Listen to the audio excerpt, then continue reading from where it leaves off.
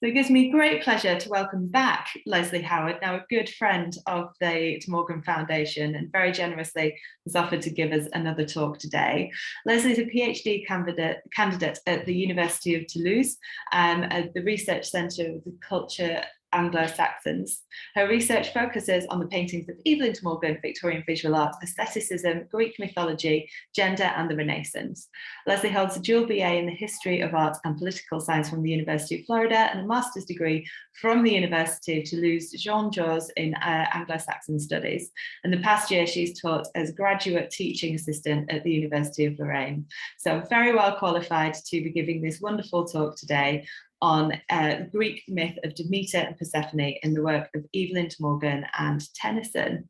Thank you so much, Leslie. It's over to you.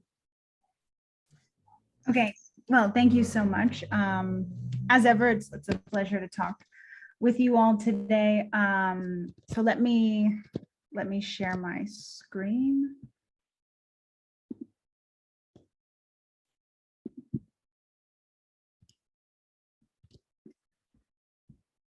Okay, so yeah, so today, like as Sarah mentioned, I do look at Greek mythology. That's one part of my research, and today I want to go into some of the research that I've been working on, which is the kind of relationship, if you will, between one of the paintings of, or sorry, one of the poems of Alfred Tennyson and paintings of Evelyn De Morgan, specifically Demeter and Persephone. So the Greek myth of Demeter and Persephone was the subject of an 1889 poem by Sir Alfred Tennyson and the 1906 painting of Evelyn De Morgan. And so I'll be discussing this relationship, this intermedial relationship in between these two mediums. And Tennyson, who published his earliest mythological subject in 1832, released Demeter and Persephone in 1889. So by then, influenced by the aesthetic movement in the wake of Walter Pater's 1876 essays, a study of Dionysus, and the myth of Demeter and Persephone. And then these essays were republished posthumously in the volume Greek Studies in 1895. So De Morgan, who also engaged with Greek mythology in her paintings since the end of the 1870s, released one of her last mythological subjects, Demeter Mourning for Persephone, in 1906. And the De Morgan artworks have been described, as a cross between pre-Raphaelitism, aestheticism, and symbolism. And she also engaged with the poetry of Tennyson, as well as the aesthetic writing of Pater, who also moved in her social circle. And she first incorporated Tennyson's poem, Deserted House, originally published in 1830, into her 1893 allegorical painting, which was initially untitled, but exhibited with the quotation from Tennyson's poem. So this picture is not a great quality, but this gives you the gist of this painting. And so she exhibited this painting with the quote from Tennyson's poem: "Life and thought have gone away side by side, for life and thought here no longer dwell, but in a city glorious, a great and distant city, have bought a mansion incorruptible." Life and thought have gone away. The painting portrays this process of life and death from the physical to the spiritual. It incorporates the theme of, according to Oberhausen, of resurrection and rebirth into a new life. So here we're not really dealing with Greek mythology, but this is just to show you an example of some of De Morgan's earlier engagements with Tennyson and how this theme of resurrection, rebirth, new life goes beyond this work And we can draw a parallel between Tennyson and De Morgan's depiction of Greek goddess Demeter and her daughter Persephone. So Demeter was one of the great mystery cults of ancient Greece. Demeter, goddess of harvest, agriculture, and fertility, arose from the chthonic religion as one of the mystery cult's deities, whose narrative was understood by early Greeks as a history of the earth, its changing seasons, and dual nature. And so, like, the mystery cults were appendant to the official cults of the Greeks and Romans. So we talk about Greek mythology as this blanket, and then these are specific ones within.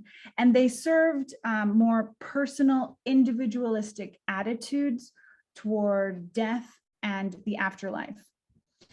One will note that these themes are also common themes that sustained meaning for the Victorians as well, and more specifically for the aesthetes. So intertwined with aestheticism's insistence on the values of aesthetic pleasure, Greek mythology resonated with its leading aesthetes, including Pater and John Addington Symonds, as well as Edward Burne-Jones, Dante Gabriel Rossetti, and Frederic Leighton. So aestheticism was concerned with, not forcibly to eradicate morality from painting, but to question the parameters of determining what was moral. Angela Leighton remembers Tennyson's literary and aesthetic legacy in the following quote. So the paradox of, which I have here. So the paradox of Tennyson is that he managed to be both Victoria's laureate, official and moral, and perhaps the most powerful undeclared voice of English aestheticism at the same time. And he was, listed along with Swinburne, Rossetti, Morris, and Wilde in one of the first books on the subject, The Aesthetic Movement by Walter Hamilton.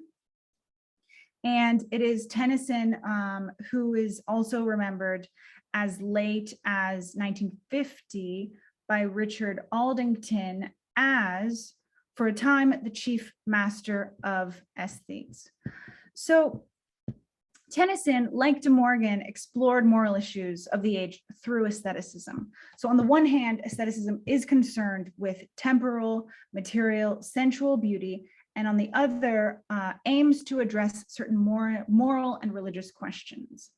And De Morgan also subscribed to aesthetic concepts seen stylistically in her paintings, as well as moral concerns, sometimes seen in the narratives she depicted, including the role of women, the vanity of industrialization, eroding spirituality, and pacifism. But through Greek mythological figures, De Morgan was able to explore the reconciliation of the corporal and the spiritual, and particularly, obviously in this case, through the chief deity of the mystery cults, Demeter. So I employ Lucenza Holdis's discussion of the two aesthetic writers, Pater and Symonds, in their emphasis on a picture as an interpretation of a story / text. So they stress the interrelation between word and image, which is so important in 19th century discussions of art. This is also explored by Elizabeth Pretchon and Lillian Louvel. And there's this critical question regarding the implications of the relationship between a visual work and text that reveals their intermedial nature and the transposition that occurs from poem to painting. What messages are conveyed from poem to painting? So the interpretation of De Morgan's painting can be better understood when considering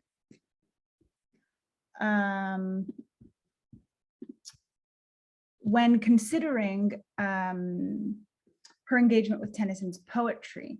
So upon reading the poem and viewing the painting, then going back to the poem and back to the painting, this kind of oscillation, a kind of back and forth motion occurs between Tennyson's text and De Morgan's painting.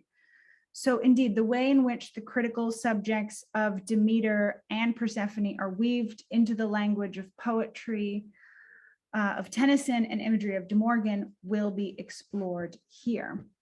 And it will be argued that De Morgan's painting is inspired by like the basic design of Tennyson's poem, which is one of opposition between brightness and gloom, one of duality. So considering both works reveals this duality. In some ways, this duality serves as a comfort in that despite a separation or abandonment that Demeter undergoes with her daughter, there remains a hopefulness or faith in the natural and spiritual world. For Robert Stange, Tennyson was faithful to the spirit of the Greek original, except in his conclusion, which ended on a more hopeful note. And so I'll argue that despite its title of Mourning, De Morgan's painting is also more hopeful than tragic. Furthermore, Robert Stange concludes that the most striking achievement of the poem is the consistency with which the language of myth is used to include reflections of the nature of artistic creation, on the condition of the age, and on religious doctrine. So De Morgan, too, was concerned with the changing of the times, like a reckoning with traditional religious thought in Christianity, with the emerging theories of scientific evolution following Darwinism, as well as the burgeoning spiritualism and industrialism. And so this reckoning was in part dealt with through the reconsideration of Greek thought, through its mythology, themes which transcend and resonate with Victorian audiences. Margot's Greek myth, which is pretty complex, and I quote, early and high Victorian mythographers and poets absorb much of the romantic approach, yet infuse their discussions of myth and ritual with a sadder tone, a sharp sensibility to pain, an anger at any deity who might cause pain and death or be indifferent or immune to it. As this sensibility and anger are slowly turned against Christianity itself, the Olympians are attacked from their separateness from humanity, their lack of sympathetic feeling, and their indifference or cruelty. While the mysteries, so see, the cult of Demeter, are increasingly seen as expressions of human anguish, hunger, or desire, revelations of the sacral within the swift, bloody, beautiful cycles of natural life.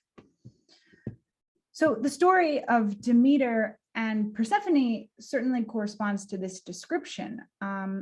De Morgan and Tennyson were very much concerned with human affect, and their story portrays this message of the cyclical nature of life. So though Tennyson wrote his poem on Demeter in 1889, this myth was already prominent following its rise, as mentioned, among Romantic artists and in Victorian literature by 1860. But those authors who treated this myth seemed to be more specifically interested in Persephone or Proserpine, her Roman counterpart, the Roman name from Ovid's Metamorphoses, rather than Demeter.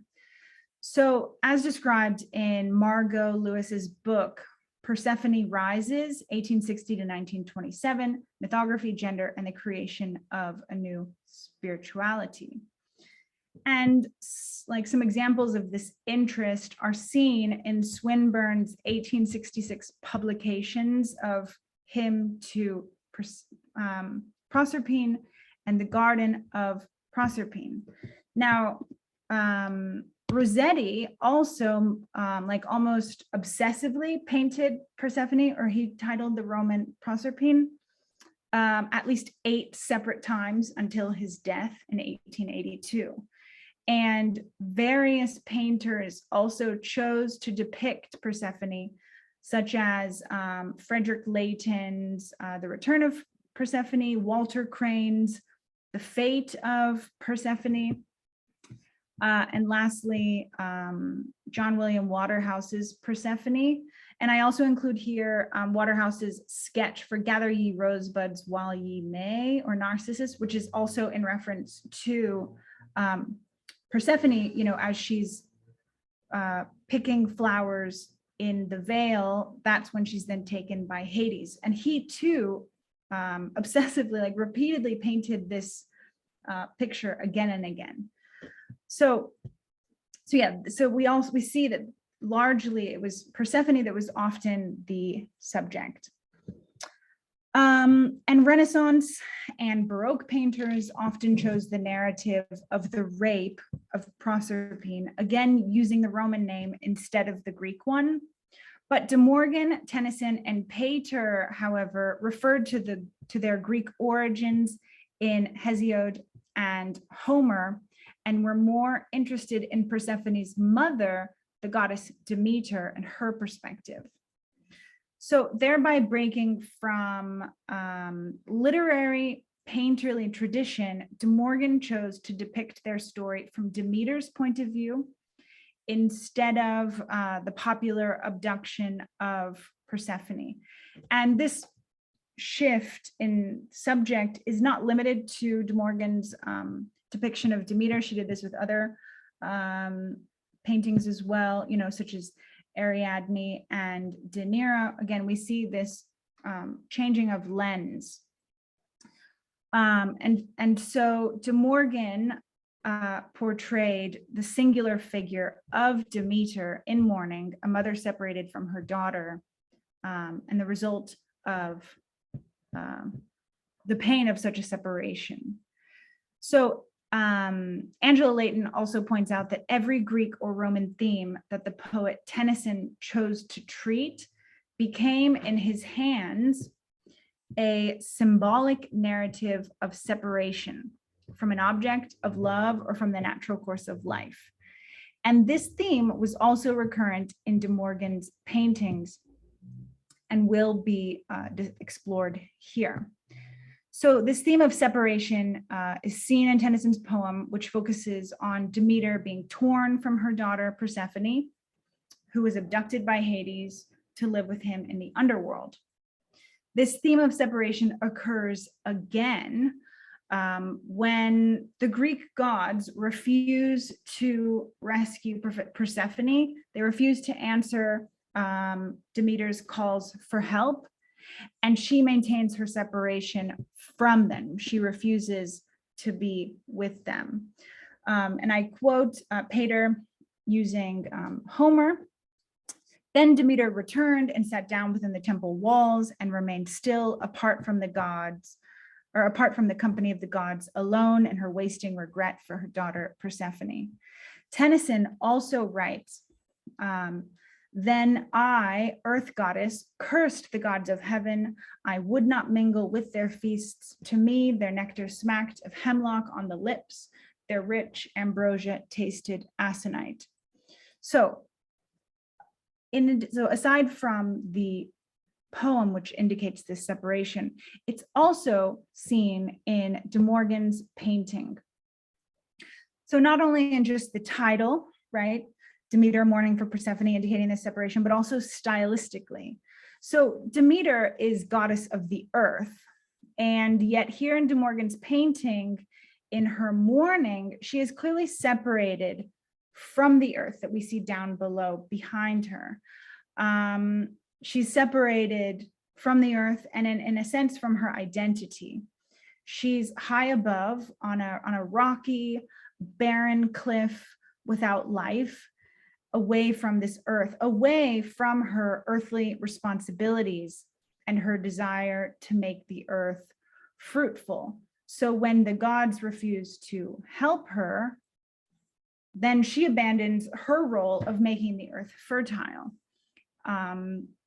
when they do not, aid Persephone.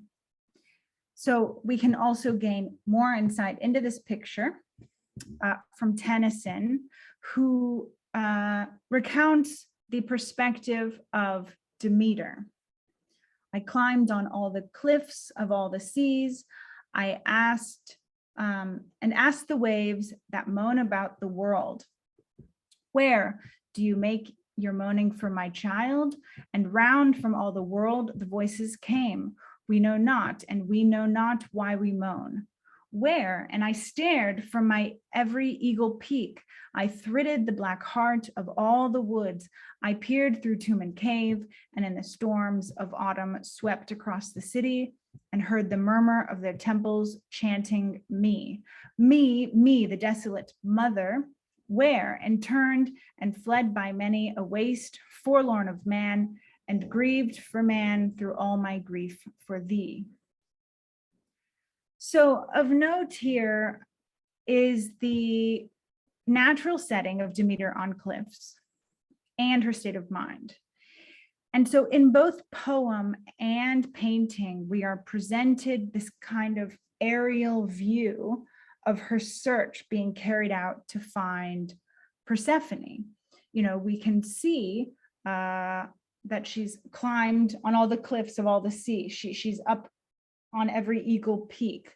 And we also see in De Morgan's painting atop this rocky, jagged cliff top, overseeing the land below, kind of bowed in her grief. And so we can see that nature is also very much the basis of Tennyson's poem and De Morgan's painting. And Pater maintained that one of the major tenets of Greek thinking was a reconciliation with the earth and how the moral world is ever in contact with the physical. Indeed, De Morgan stood by this affirmation, one that emphasized the physical material vision or visual, but De Morgan, like the Greeks, connected the earth to the moral or spiritual. So she uses this landscape imagery in connection or reflection with her figures to portray deeper allegorical meanings. The use of the landscape and emotion seems to be transferred from Tennyson's poem to De Morgan's painting. So Tennyson opens his poem in reference to the cyclical qualities of nature. And here, Persephone is the bird that returns home. So faint as a climate changing bird that flies all night across the darkness, and at dawn falls on the threshold of her native land. So here we see that Persephone is represented as this bird, and we see this reference to the changing seasons, the cyclical nature as a climate changing bird that flies all across darkness and dawn. So we will also get into this dual nature within nature again. So Pater's Homeric version of the story also presents Persephone like a bird and her relation to her mother, Demeter, earth. So long as she could still see the earth and the sky and the sea with the great waves moving and the beams of the sun, and still thought to see again her mother and the race of the ever-living gods, so long hope soothed her in the midst of her grief. The peaks of the hills and the depths of the sea echoed her cry, and the mother heard it. A sharp pain seized at her heart. She plucked the veil from her hair and cast down the blue hood from her shoulders and fled forth like a bird, seeking Persephone over dry land and sea. But neither man nor God would tell her the truth, nor did any bird come to her as a sure messenger. So here we can also see that Persephone was reassured and kind of comforted by the presence or visuality of the earth. So despite their separation, there was faith in the cyclical nature of the earth, the sun, the night, which meant that they would find each other again. And upon Persephone's abduction, obviously she endured sharp pain, great sorrow, terrible grief. But De Morgan and Tennyson make it clear that this suffering is only temporary, giving the regenerative nature of the earth, such as the seasons through Persephone's return. The earth and sky, darkness and dawn, images described in Tennyson's poem can also be seen in De Morgan's picture, and symbols indicative of this message of regeneration. In addition to the natural earthly concept, the corporeal figure, the large statuesque figure of Demeter is also of importance. The attention to detail in the painting is most notable in her cloak, reminiscent of some of the Greek statues most admired by Pater. So the tightened golden luster drapery defines and outlines her monumental figure, as well as this kind of bunching of the drapery behind her, and makes a kind of fluid, flowing, kind of extravagant, like billowing movement that widely encompasses the forefront of the picture and reminds us of the realism that she is on top of a windy cliff. But her dominating presence also kind of emphasizes her mastery of the earth, or her mastery over the earth, while simultaneously showing that even the most powerful can be vulnerable, in this case, with a separation from her daughter. And the gold color is the most striking in the picture, which does differ from Homer's description of her as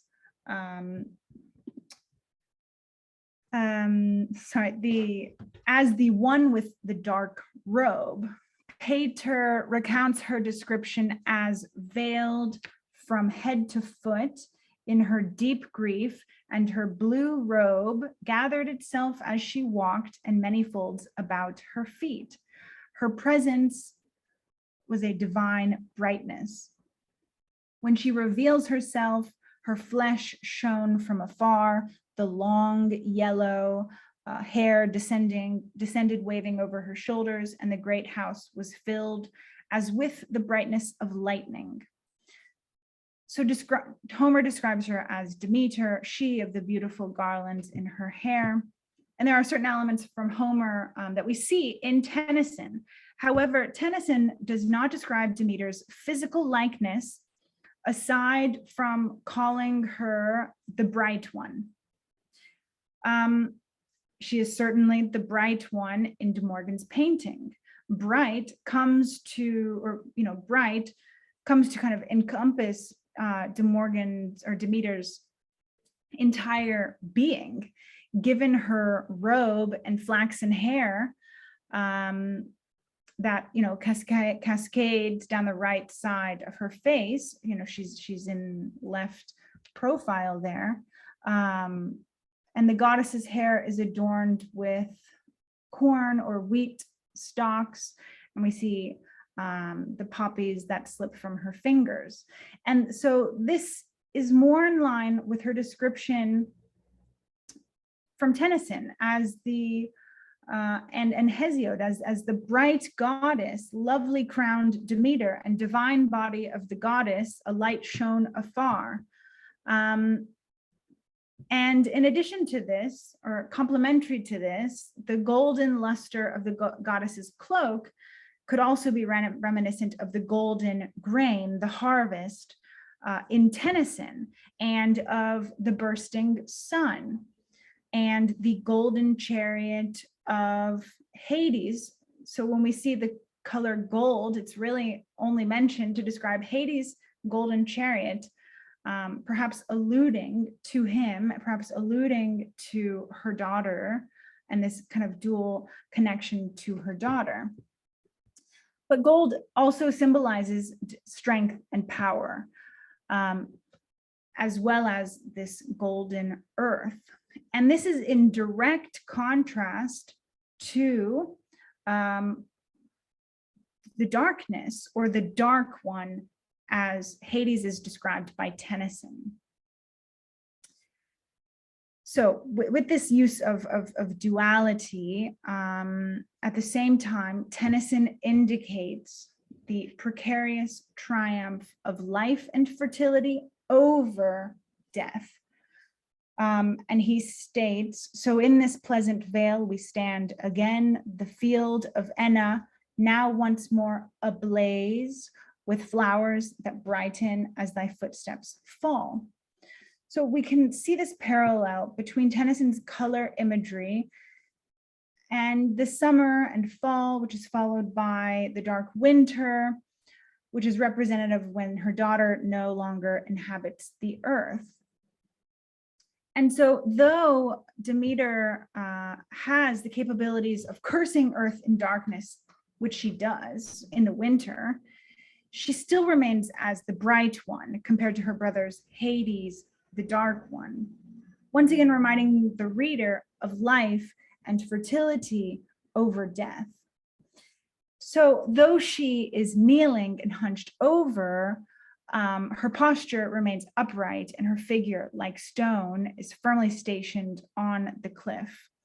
Despite her vulnerability, her statuesque presence is, or still emanates, her potential for godly power and destruction, of which she is surely capable.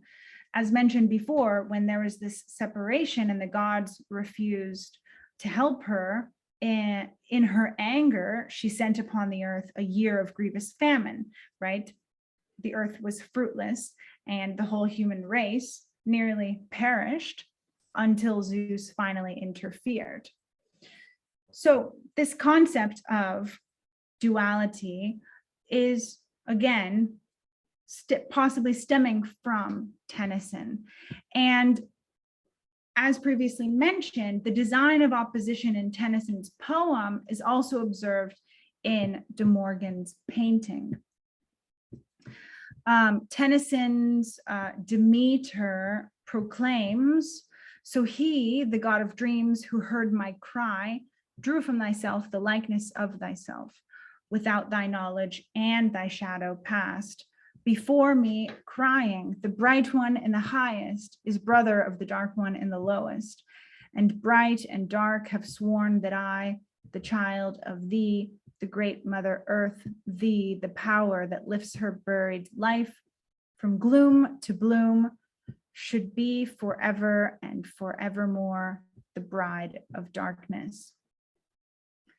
So here again, we note the theme of duality and opposition that exists between this brightness and darkness, or shadow and gloom.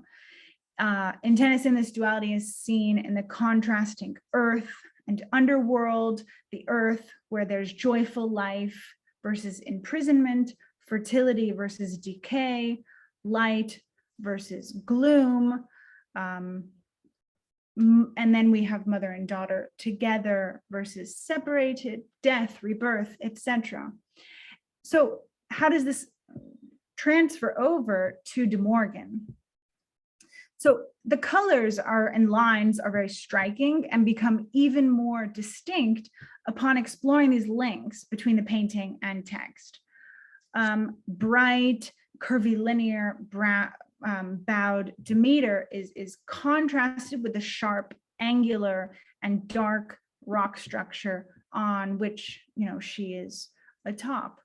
Though menacing and reminiscent of the underworld we see in this rock structure, Demeter is placed above the darkness, looking down on it, further supporting Tennyson's notion of fertility through this bright bright color, which triumphs over death and darkness.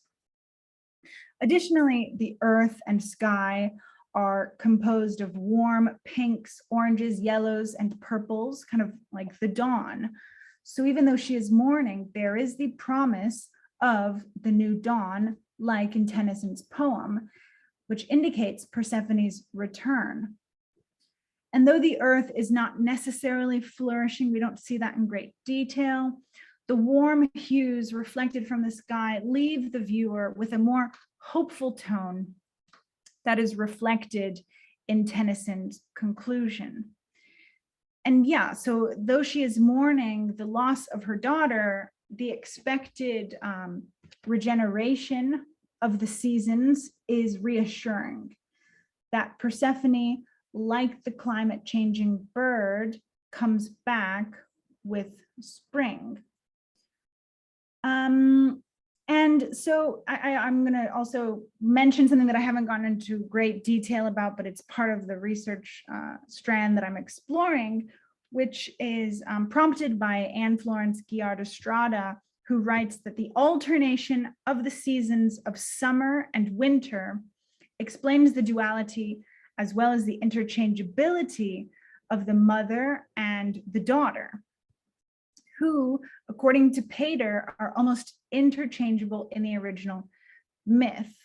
So though there are underlying connections between Pater and De Morgan, such as the evoking of a sensible world of colors, sounds, and sensations, and uses like a Wordsworthian idiom to convey the sense of beauty that, however, partakes of the quietness of the underworld, Guillard-Estrada. So she argues that Pater's image of Persephone privileges the idea of death more than that of spring and rebirth, that like fellow decadents, symbolists, or pre-Raphaelites, the concept of decay and mystery is particularly appealing.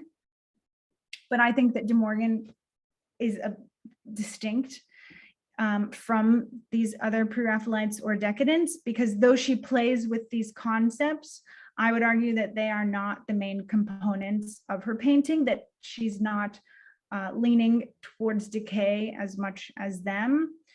But the notion of this duality or interchangeability of Demeter and Persephone is interesting. Yeah, so perceptions of death seem to be kind of highly subjective. But admittedly, in terms of decay, the nature of the landscape is obscure, but it's not dark and bleak.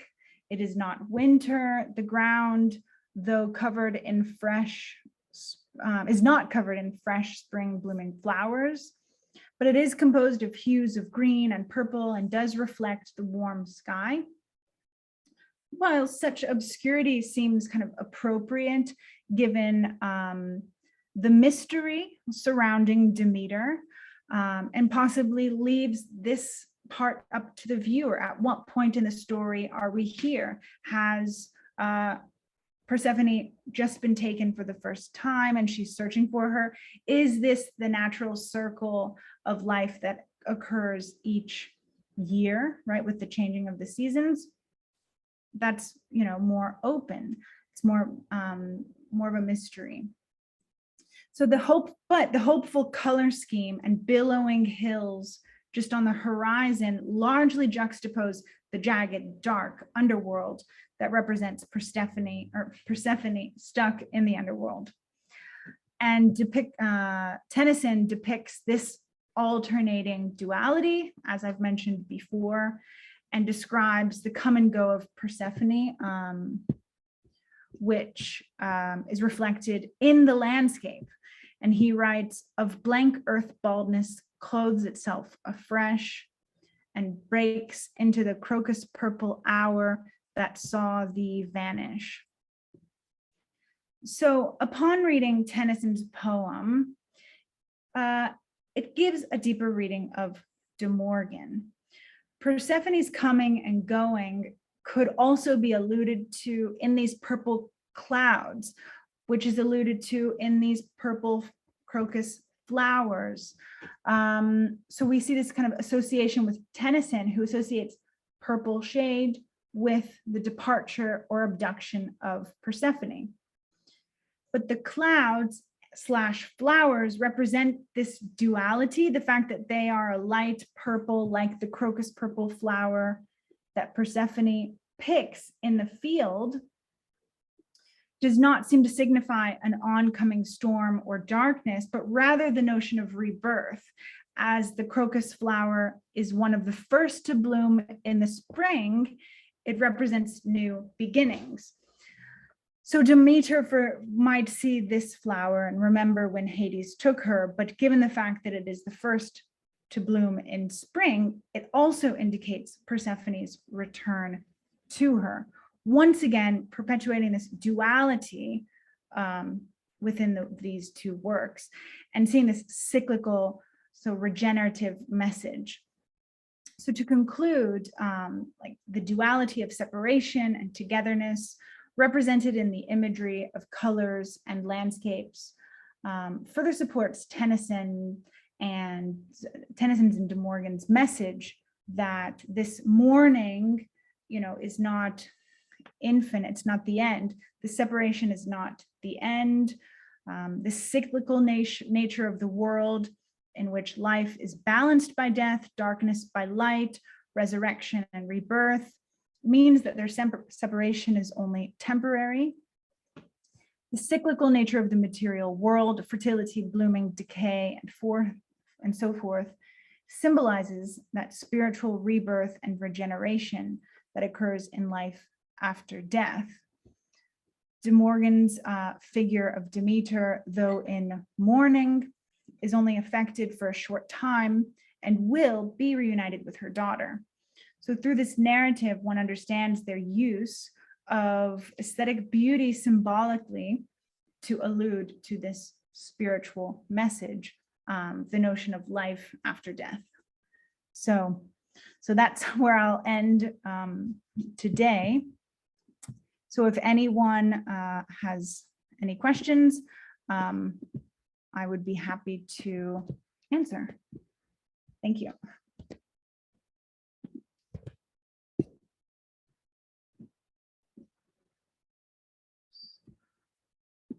I'm trying to get back to stop my screen share.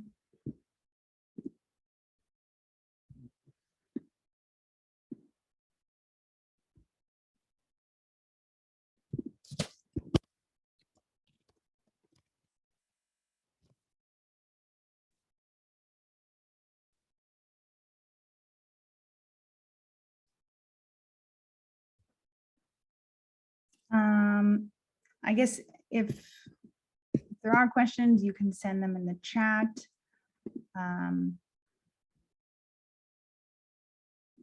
But if not, we will see.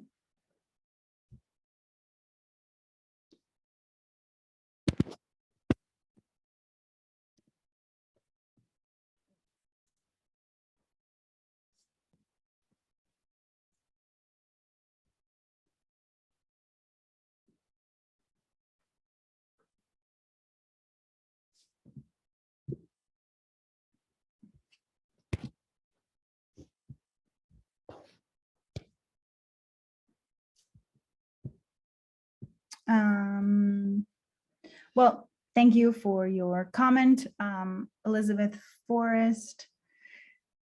I'm glad it was interesting. Yeah, it's something that is under development for me, and I think that there's a lot there to be looked at further and seen in other paintings of De Morgan's that also engaged with Tennyson. So this was just one example that I've been looking at.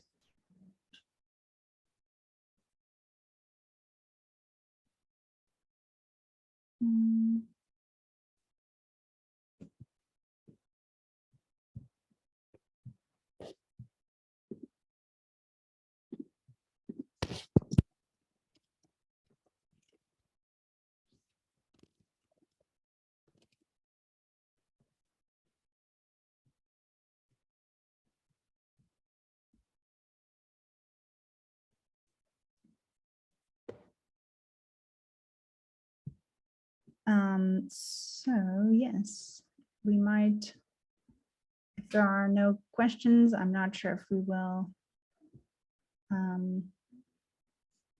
continue.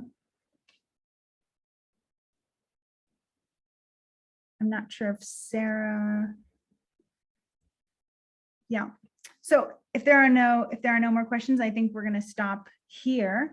And if you do think of any questions later, feel free to email Sarah and she can get those to me, because it's always interesting to hear feedback of even things that that you would like to hear more about, or things that you didn't quite follow.